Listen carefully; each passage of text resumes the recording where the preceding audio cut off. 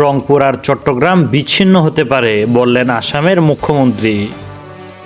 বাংলাদেশের মানচিত্র নিয়ে বিতর্কিত মন্তব্য করেছেন ভারতের উত্তর পূর্বাঞ্চলীয় রাজ্য আসামের মুখ্যমন্ত্রী হিমন্ত বিশ্ব শর্মা। বাংলাদেশের মানচিত্রের ছবি পোস্ট করে তার দাবি, বাংলাদেশের নিজস্ব দুটি চিকেন স্নেক রয়েছে যেগুলো আরও বেশি ঝুঁকিপূর্ণ।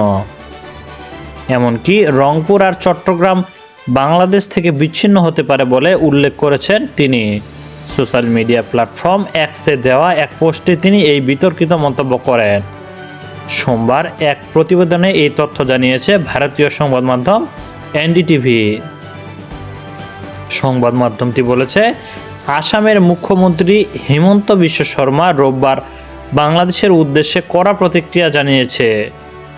তিনি বললেন, যারা ভারতের চিকেন স্নেক করিডোর নিয়ে বারবার হুমকি দেন তাদের মনে রাখা উচিত বাংলাদেশের নিজস্ব দুটি চিকেন স্নেক রয়েছে যেগুলো আরও বেশি ঝুঁকিপূর্ণ। তিনি দাবি করেন, আমি শুধু ভৌগোলিক বাস্তবতা তুলে ধরেছি যেগুলো অনেকে ভুলে যেতে পারেন।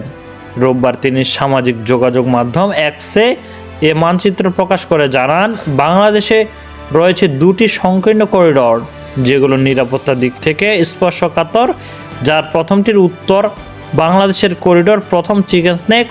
এই করিডোরটি ৮০ কিলোমিটার দীর্ঘ, ভারতের দক্ষিণ দিনাজপুর জেলা থেকে শুরু হয়ে বাংলাদেশের রংপুর বিভাগের সাথে যুক্ত দক্ষিণ পশ্চিমাংশ গারো হিলস পর্যন্ত বিস্তৃত।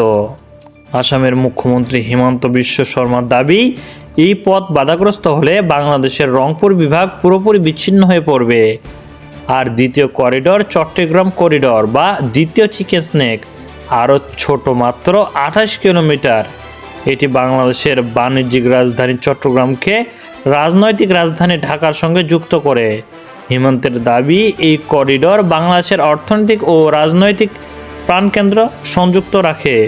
তিনি বলেন, ভারতের শিলিগুড়ি করিডোরকে যেমন ঝুঁকিপূর্ণ বলা হয়, ঠিক তেমনই প্রতিবেশী দেশের ভেতরে রয়েছে এমন সংকীর্ণ করিডোর যা সহজে বিচ্ছিন্ন হয়ে যেতে পারে।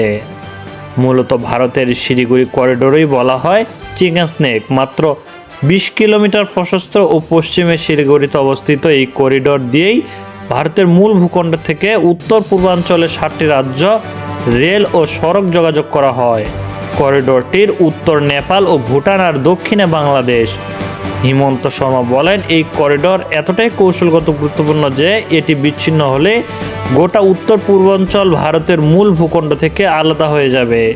তাই তিনি চান এই করিডোর ঘিরে আরও শক্তিশালী রেল ও সড়ক অবকাঠামো গড়ে তোলা হোক এবং বিকল্প পথগুলোর সম্ভাবনা বিবেচনায় নেওয়া হোক, যদিও তা প্রকৌশলগতভাবে চ্যালেঞ্জিং।